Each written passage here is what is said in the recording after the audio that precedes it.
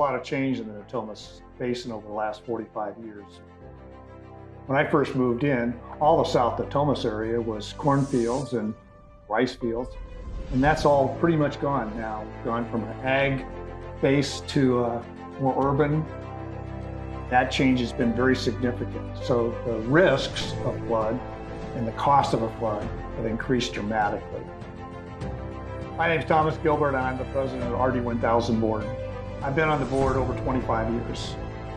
There's a nice balance between businesses, residential, recreational, and agriculture.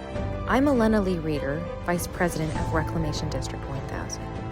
For more than 100 years, Reclamation District 1000 has provided essential flood protection services for the residents, properties, and businesses within the Natomas Basin, which spans more than 55,000 acres in both Sacramento and Sutter counties.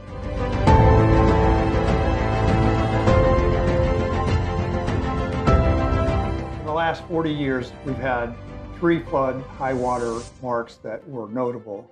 In 1986 and in 1997, and then again in 2005. The water inside my downstairs, it was 5 feet high. Now we were lucky we didn't have a levee failure, so that's our focus as RD1000, is maintaining the levees such that they don't break, that we don't have water within the district.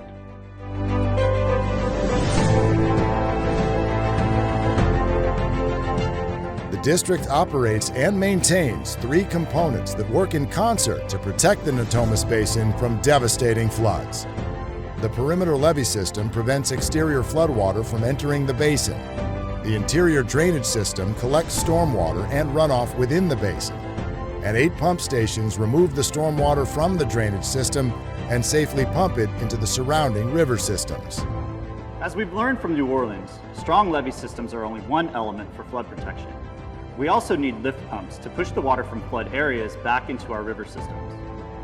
I'm Kevin King, General Manager, Reclamation District 1000. While the levees have recently been fortified, it would be a serious mistake to believe that those improvements will be enough to prevent dangerous flooding. It will happen again. We are going to get high water. The levees are prone to fail absent maintenance of the infrastructure, which is the levees themselves and the pumps.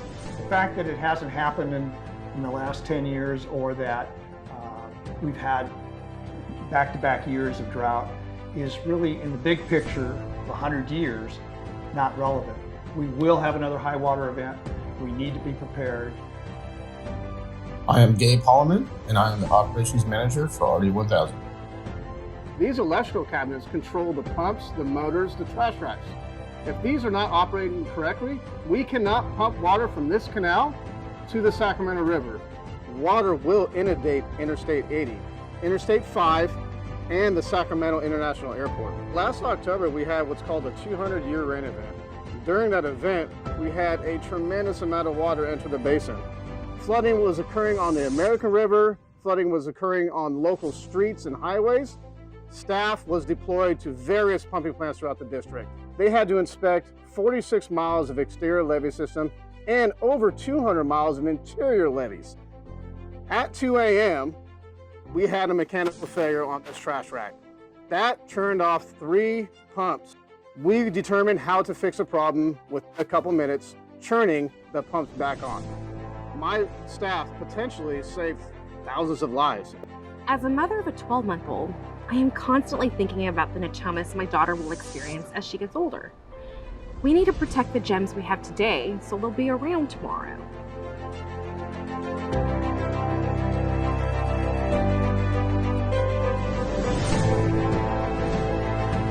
New Orleans fortified its levee system after Hurricane Katrina, but failed to upgrade its pumping equipment and other infrastructure needs. This is why Hurricane Ida caused so much damage recently, in spite of the strong levee system.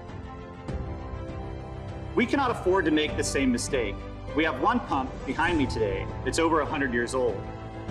Some have also been repaired with duct tape, and nearly all of our other pumps are old and running on borrowed time. This plant is over 20 years old. Many of the features related to this plant have surpassed our normal life expectancy. During a flood event, if a $50 part was to become inoperative, essentially it could prevent multiple pumps from operating, which could potentially flood the basin. Over the last 5 years, we've undertaken a complete assessment of our infrastructure and its useful life, its maintenance features, and when we have to replace it. All those parts took an awful lot of time to get in place. So this is not without underlying foundation of research. The district has developed a capital improvement plan, which will address a lot of the features within this pumping plant. It's on a schedule. It determines what items need to be replaced at what time of the year. This plan that we have developed will ensure flood protection for the next 30 years. The required projects will be costly. The district is working on a fair and equitable plan to distribute the costs. RD 1000 will ask property owners to decide on an investment plan to improve our community's flood control system. This summer, the district will be conducting workshops and community events engaging Natomas property owners to ensure a transparent and collaborative process. These forums will outline the new funding approach, and the district asks for your participation in determining a flood-safe future for Natomas.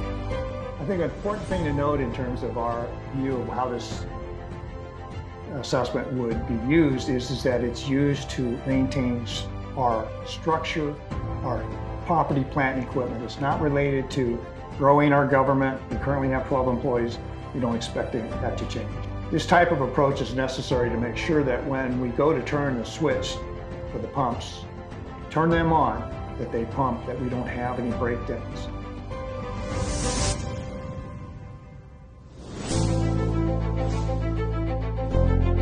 Modernizing our flood protection system is an investment in the future of Natomas, which deserves to grow and thrive without fear of a natural disaster.